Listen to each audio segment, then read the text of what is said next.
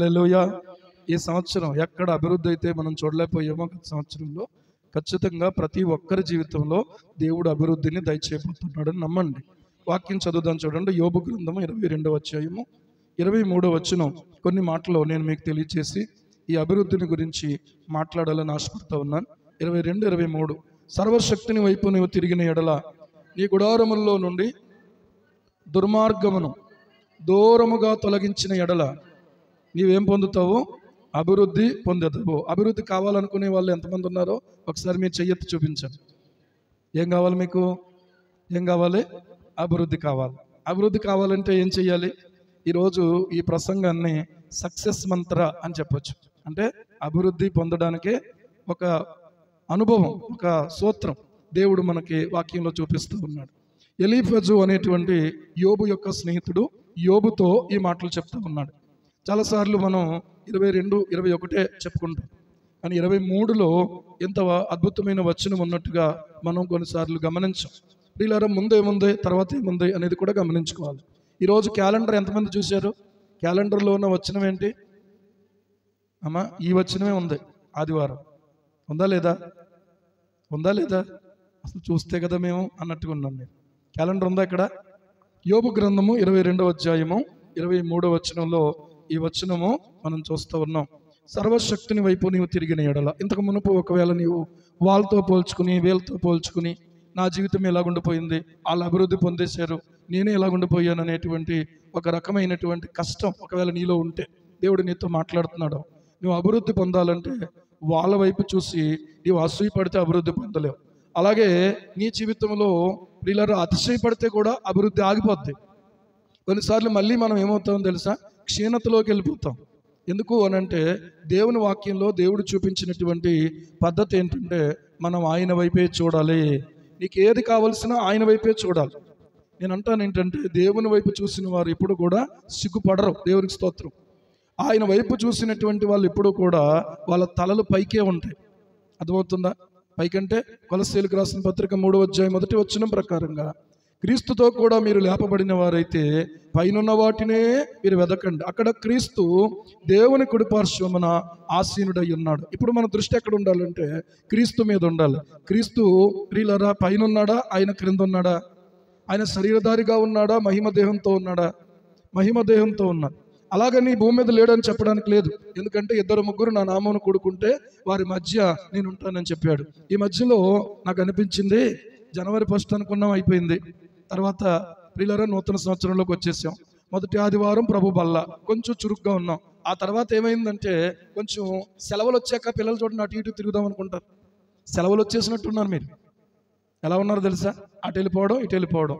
ప్రార్థన అంటే దేవుని సన్నిధి అంటే ప్రియులారా ఒక ఆసక్తి లేనటువంటి పరిస్థితి కనబడతా ఉంది నాకైతే. సెలవులు వచ్చినటువంటి పిల్లలు ఇప్పుడు ఏంటంటే తిండి గురించి బోల్డ్ అనే రకాల ఐటమ్స్ మనకి మైకులు పెట్టి మరీ ప్రకటనలు చేస్తున్నారు. అలాగే బట్టల గురించి ఆకర్షణీయమైనటువంటి ఆఫర్లు ఇస్తూ ఉన్నారు. అని నీవు వేటి వైపు చూడాలో తెలుసా? ఆయన వైపు చూడాలి.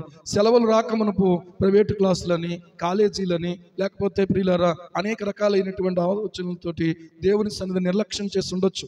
అని ఈ సెలవుల్లో నేనేం చేయాలి అని అంటే బైబిల్ని పూర్తి చేయాలి. దేవునికి స్తోత్రం.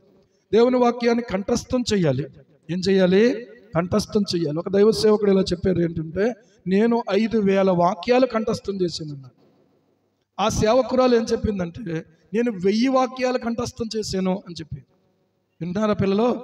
ఎన్ని వాక్యాలట? ఆ పాస్టర్ గారు 5,000 వాక్యాలు కంఠస్థంగా చెప్పగలరు. అలాగే ఆ పాస్టమ్మ గారు 1000 వాక్యాలు కంఠస్థంగా చెప్పగలరు. ఈ రోజున మీరు దీన్ని ఒక అద్భుతమైనటువంటి మోడల్గా తీసుకోండి, ఒక ఛాలెంజ్గా తీసుకోండి. పిల్లలకు నేర్పించండి, పెద్దోళ్ళు కూడా ఏం చేయండి? నేర్చుకోండి. దేవునికి స్తోత్రం. హల్లెలూయా. చదువు రానటువంటి ఆమె మొన్న ఆలైట్ ప్రేయర్లో మీకు ఒక వీడియో చూపించాం. ఆ వీడియోలో చదువు రానటువంటి ఒక తల్లి ఆ రోడ్డును పోయేటువంటి స్టూడెంట్స్ని ఆప్ చేసి, అయ్యా నాకు చదువు రాదు, కొంచెం ఈ వాక్యం చదివి వినిపించరా అని అంటే ముందు విసుక్కున్నారు, తర్వాత ప్రియులారా విసుక్కున్నారు. కానీ 3వసారి ఖచ్చితంగా ఏం చేశారు తెలుసా? సరే చదివేస్తే పోద్దని చెప్పేసి వాక్యం తీసి చదవడం మొదలుపెట్టారు.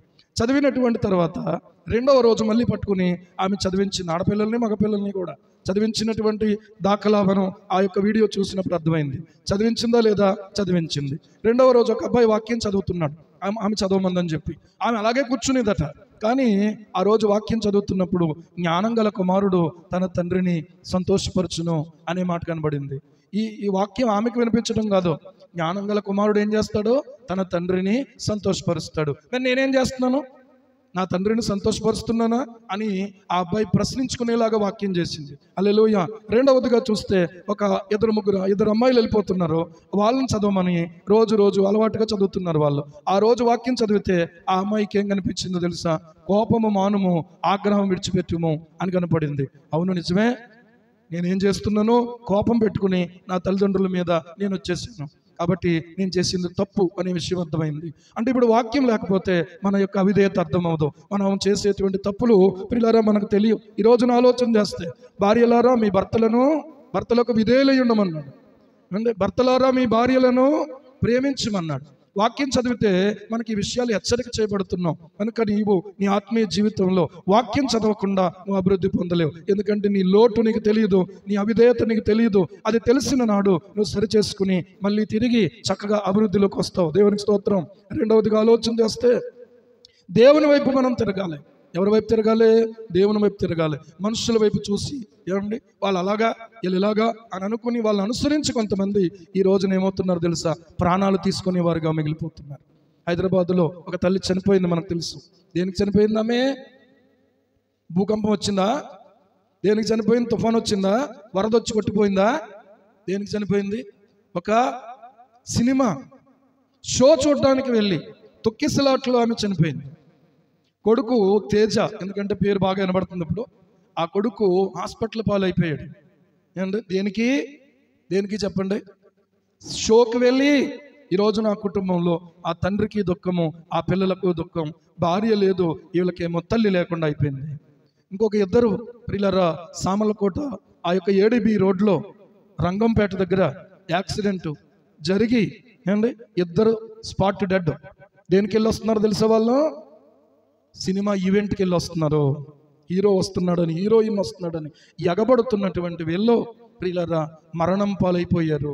ఈ రోజున ఒక మాట చెప్తున్నాను, నువ్వు అభివృద్ధి పొందాలంటే నువ్వు ఇలాంటి విషయాలు పక్కన పెట్టేయాలి. ఎందుకో తెలుసా, వెళ్ళి ప్రాణాలు తీసుకున్న వాళ్ళు కనబడుతున్నారు. ఆ సినిమా నేను ఏమి రక్షిస్తుంది?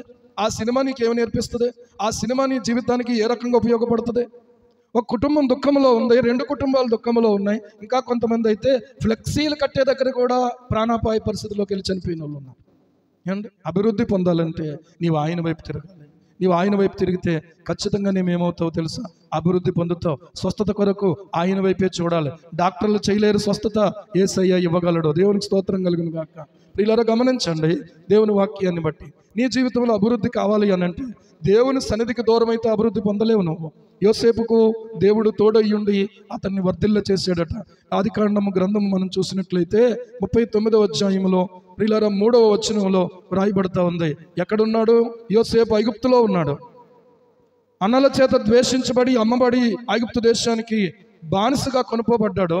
అలాంటి వాడు 3వ వచనంలో యెహోవా అతనికి తోడయ్యుండననియు అతడు చేసినదంతా అతని చేతిలో యెహోవా సఫలము చేసిననియు అతని యజమానుడు చూచినప్పుడు ఏం చూశాడు?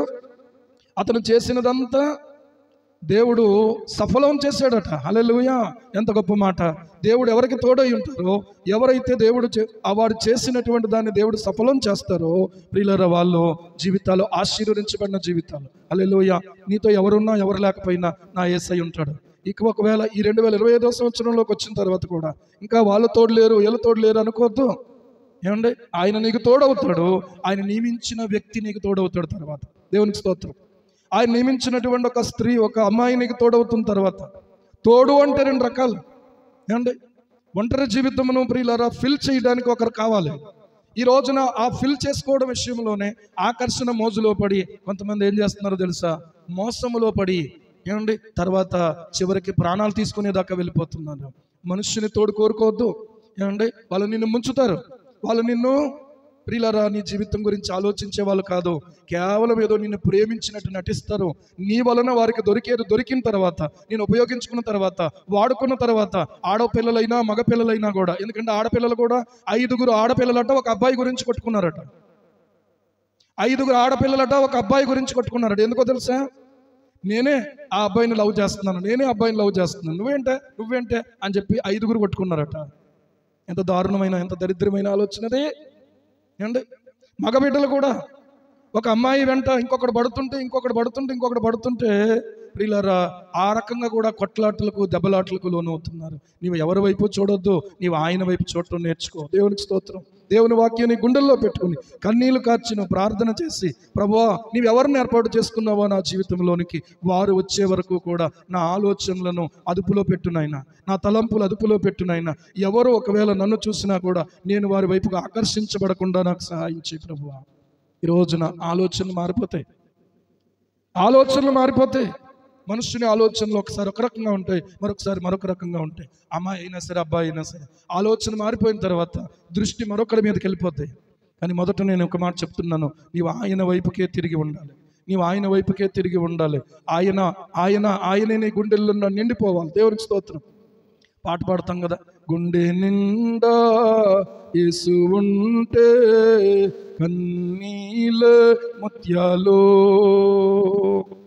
గుండె గోడిలో యేసు ఉంటే మైనా సంతోషం. గుండె నిండా నువ్వే యేసు, గుండె నిండా నువ్వే, గుండె నిండా యేసు ఉంటే.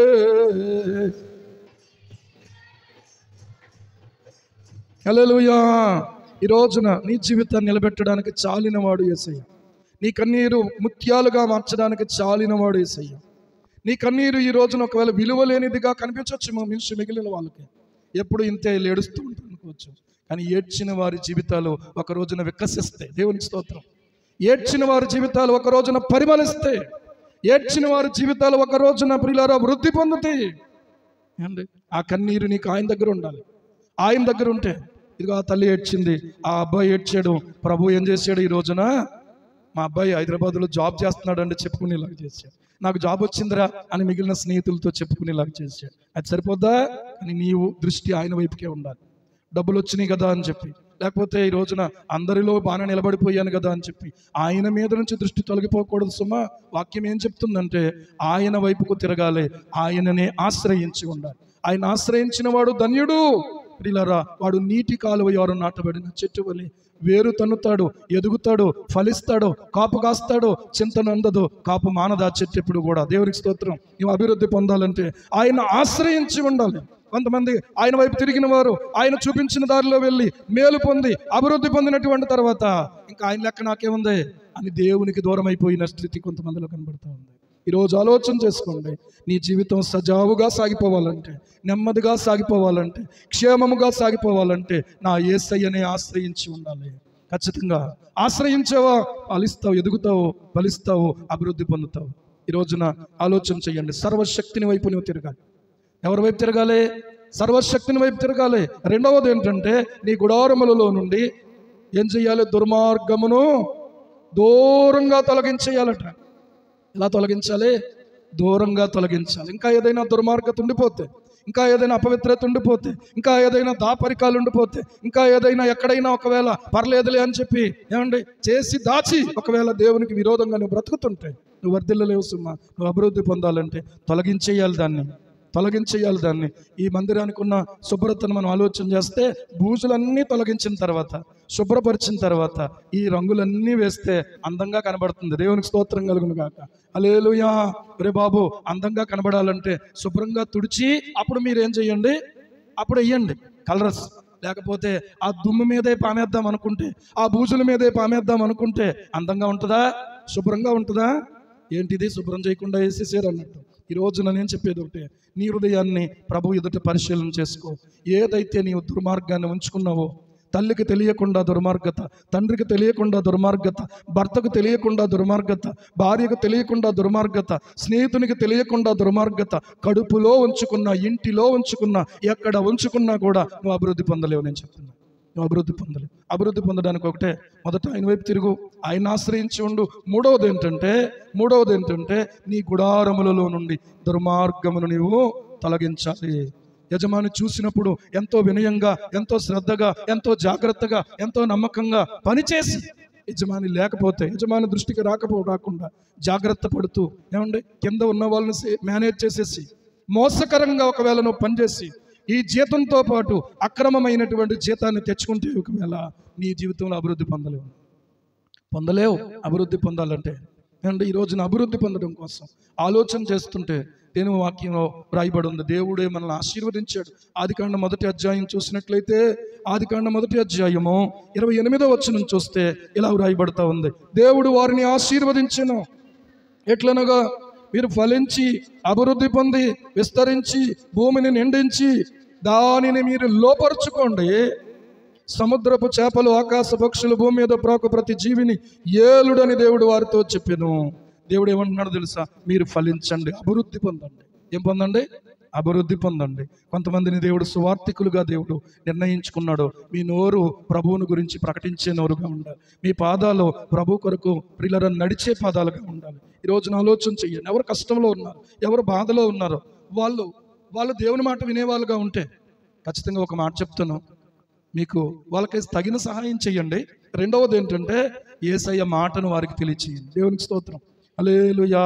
ఈ రోజున ఆలోచన చేస్తే ఆత్మలు రావాలంటే లేకపోతే ఇక్కడ కూర్చుని నువ్వు ప్రార్థన చేస్తే వచ్చేయు. నీ వంతులో నువ్వు కూడా ఏం చేయాలంటే ఒక దృష్టి పెట్టాలి. చేపలు కావాలనుకున్న జాలరే వాళ్ళ ఇంట్లో పెట్టుకుని చేపలు కావాలంటే ఎక్కడి నుంచి వస్తే ఏం చెయ్యాలి? వల సిద్ధపరుచుకొని, ఎర సిద్ధపరుచుకొని ఎక్కడికి వెళ్ళాలి? కాలువ దగ్గరికి వెళ్ళాలి. కాలువ దగ్గరికి వెళ్ళని సోమరపోతులాగా ఇంటి దగ్గర వల ఉంది, ఏమండి, ఎర ఉంది, ఏమండి అని అనుకుని ఇంటి దగ్గర కూర్చుంటే ఎలా దొరుకుతాయి ఆత్మలు? చేపలు దొరకాలంటే వల వెయ్యాలి. ఆ వల ఏంటంటే మోసకరమైన వల కాదు. ఆ వల ఏంటంటే నా యేసయ్య సువార్తనే వల. దేవునికి స్తోత్రం, హల్లెలూయా. అభివృద్ధి పొందడం అంటే నేను ఈ లోకరీతిగా అభివృద్ధి పొందడం కాదు, ఆత్మరీతిగా అభివృద్ధి పొందాలి. మన ద్వారా కొన్ని ఆత్మలు ప్రభు దగ్గరికి రావాలి, కొన్ని ఆత్మలు చేర్చబడాలి. నీ స్నేహితులు అవ్వచ్చు, లేకపోతే నీ యొక్క బంధువులు అవ్వచ్చు, నీ కుటుంబీకులు అవ్వచ్చు. వాళ్ళని ఎలాగోలాగా ఏం చేయాలి? కాన్సన్ట్రేట్ చేయాలి. వాళ్ళ గురించి ప్రార్థన చేయాలి. వాళ్ళకి ఏ రకంగా సహాయం చేయాలి, వాళ్ళు ఏ రకంగా దేవుని యొద్దకు తేవాలి. ఈ ఆలోచన కూడా మనకు ఉండాలి. ప్రభు రాకడ సమీపంగా ఉంది. నేను ఒక్కరినే వెళ్ళిపోతాను అనుకుంటే ఎలా కుదురుతుంది?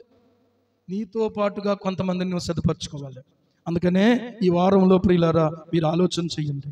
ఈ వారంలో ఆలోచన చెయ్యండి. మంగళవారము స్త్రీల ప్రార్థన, రాత్రికి పురుషుల ప్రార్థన. ఎవ్వరూ దయచేసి మిస్ అవ్వద్దు. దేవునికి స్తోత్రం, హల్లెలూయా. ప్రార్థన పూర్వకంగా ఆలోచన చెయ్యాలి. పలానా వాళ్ళకు సువార్త చెప్పామండి పాస్టర్ అమ్మ గారు. శుక్రవారం రోజు స్తుతి ఆరాధన ఉపవాస కూడిక. దాని కొరకు కూడా మీరు సిద్ధపడి దేవుని మందిరంలోనికి 10 గంటలకే మీరు మందిరంలో ఉండాలి. ఓకే, ఈరోజు ప్రియులారా దేవుడు చేసినటువంటి కార్యాలు మనము దేవుని స్తుతించాలి. హల్లెలూయా. స్తుతి మనకు అవసరం. ఆయనను నామాన్ని ఘనపరచడం మనకు మంచిది. అభివృద్ధి పొందాలంటే ఖచ్చితంగా మీరు ఈ కూడికలోకి రావాలి. సాయంత్రం ఉండదండి అంటే సాయంత్రం కూడా ఉంటుంది, కానీ ఇంతసేపు ఉండదు కదా, ఇంతసేపు ఉండదు. ఇంకో మాట చెప్తున్నాను, దేవుని సన్నిధిలో ఒక దినం గడపడం 1000 దినాల కంటే శ్రేష్టం. ఎన్ని దినాలు గడపడం? ఒక్క రోజు గడపడం. ప్రభు చిత్తమైతే దీన్ని ఇంకనూ మనం పెంచుకొని ప్రభు పాదాల దగ్గర గడపాలి. హల్లెలూయా. కుటుంబంగా గడపడం మరి శ్రేష్టమైంది. ఈరోజు ఆలోచన చెయ్యండి. వర్ధిల్లాలి అనుకుంటే, నీ జీవితానికి ఒక ప్రత్యేకమైన మార్గం కావాలనుకుంటే యూటర్న్ తీసుకోవాలి. నువ్వు ఈ రోజునే ఇక ముందుకు వెళ్ళొద్దు. ఎక్కడే నువ్వు తిరిగిపోవాలి దేవుని తట్టుకి, ఎక్కడే నువ్వు తిరిగిపోవాలి ఆయన వైపుకి, ఎక్కడే లోకము నుంచి వేరైపోవాలి నువ్వు ఆయన దగ్గరకు వచ్చి. దేవునికి స్తోత్రం. ఆయన వైపు తిరిగితే ఖచ్చితంగా నువ్వు అభివృద్ధి పొందుతావు. ఆయన వైపు తిరిగితే అభివృద్ధి పొందుతావు. ఆయన వైపు చూశాను. ఒక రోజున దేవుడు అన్నాడు, నువ్వు మనుషుల వైపు చూస్తున్నావు బాబు, నువ్వు వాళ్ళ వైపు చూసి వీళ్ళ వైపు చూసి నేను అలా ఉండలేను, నేను ఇలా ఉండలేను, వాళ్ళు చూసావా అలాగైపోయారు దేవుని నమ్ముకుని క్రమంగా లేరు. ఒకవేళ నేనంటూ బాప్తిస్వం పొందితే దేవుని కొరకు ఒక సాక్షిగా ఉండాలి అని చెప్పి. కానీ ఈరోజు నేను చెప్తున్నాను, ప్రభు వైపు తిరిగితే ప్రభు అన్నాడు, నీవు నా మాట వింటలేదు, నువ్వు నా మాట వింటే రక్షించబడతావు అన్నాడు. హల్లెలూయా. నువ్వు నా మాట ఏంటో మాట నమ్మి బాప్తిస్వం పొందినవాడు రక్షింపబడుననే మాట. ప్రియులారా, ప్రభు మాట్లాడాడు, ప్రభు వైపు తిరిగాను, ప్రభు మాట విన్నాను, బాప్తిస్వం పొందాను, రక్షించబడ్డాను. దేవునికి స్తోత్రం కలుగునుగా. హల్లెలూయా. హల్లెలూయా. ఈ రోజున ఆలోచన చేసుకుందాం. మనం అభివృద్ధి పొందాలి, దేవునితో సహవాసం చేయాలి. ప్రభువా నీ ఆత్మతో నన్ను నింపునైనా అడగాలి, నీ సన్నిధి నాకు దయచేయనైనా అడగాలి. వయస్సు పెరుగుతుంది అనుకుంటున్నారు కొంతమంది. వయస్సు పెరుగుతుంది కానీ ఆత్మీయంగా పెరగాలని కోరుకోవాలి. హల్లెలూయా. ఎలా పెరగాలి? మనం ఆత్మీయంగా పెరగాలని కోరుకోవాలి, ఆత్మీయంగా ఉపయోగపడాలని కోరుకోవాలి. ప్రార్థన చేసుకుందాం. అందరూ లేచి నిలబడండి. ఒకసారి అందరూ లేచి నిలబడండి. పరిశుద్ధుడా పరమ తండ్రి నీకు స్తోత్రాలు, మంచి దేవానికి స్తోత్రాలు, గొప్ప దేవానికి స్తోత్రాలు, కనికరం గల తండ్రి నీకు స్తోత్రాలు, మంచి తండ్రి నీకు స్తుతులు చెల్లిస్తున్నాం ప్రభువా. నీ సన్నిధి ప్రశస్తమైనది నాయన, నీ వాక్యము ప్రశస్తమైనది నాయన, నీ ఆలోచన ప్రశస్తమైనది నాయన. దయచేసి మీరు సహాయం చేయండి ప్రభువా. నేను అభివృద్ధి పొందడానికి, ప్రభువా నేను అభివృద్ధి పొందడానికి, ప్రభువా నా జీవితంలో నీ తట్టుకే తిరుగుతాను ప్రభువా, నీ తట్టుకే తిరుగుతున్నాను ప్రభువా. సర్వశక్తిని వైపు నీవు తిరిగిన ఎడల, నీ గుడారములలో నుండి దుర్మార్గమును తొలగించిన ఎడల, దూరంగా తొలగించిన ఎడల నీవు అభివృద్ధి పొందుతావు. సోదరుడు నువ్వు అభివృద్ధి పొందుతావు. ప్రభువా నాకు అభివృద్ధి కావాలి, నీ వైపుకు తిరుగుతున్నాను.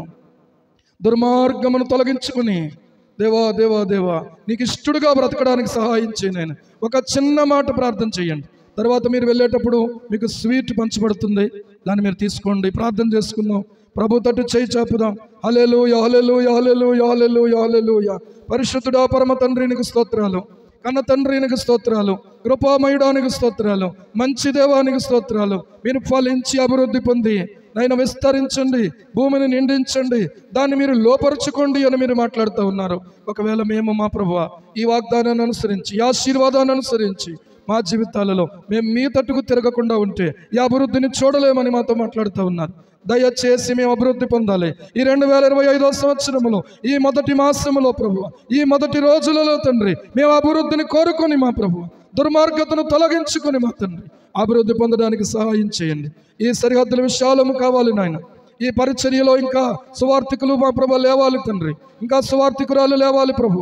జరగనైన ప్రతి ప్రార్థనను ప్రియమైనదిగా ఎంచుకునేవారుగా ఉండాలి తండ్రి. ఈ రాత్రికి జరగనైన డానియల్ ప్రేయర్ గ్రూప్ ప్రేయర్ కూడా ఆశీర్వాదకరంగా జరగాలి తండ్రి. ఈ సన్నిధిలో ఉన్న సంపూర్ణ సంతోషం ఇదిగో నీ బిడ్డలందరూ అనుభవించాలి, ఆత్మలో ఆనందించాలి. దేవా నీ పని కోసం ఉపయోగపడే పాత్రలుగా ఉండాలి. నీ నిండైన దీవెనలతో ప్రతి బిడ్డను నింపండి. నీ ఆశీర్వాదమును మా ప్రభువా సమృద్ధిగా అనుభవించడానికి సహాయం చేయండి. తిరిగి మరలా తుమ్మపాడులో కూడా జరగబోతున్న ఆరాధన క్రమముగా మీరు జరిగించండి నాయన. నీకే మనసారా స్తుతి చెల్లించుకుంటూ దేవా ఈ సమయం అందు మా తండ్రి చేరి వచ్చిన ఈ బిడ్డలందరినీ కూడా పేరు పేరున మీరు ఆశీర్వదించమని యేసు ప్రభు నామములో ప్రార్థించి స్తుతించి వేడుకుంటున్నాం మా పరమ తండ్రి. ఆమేన్.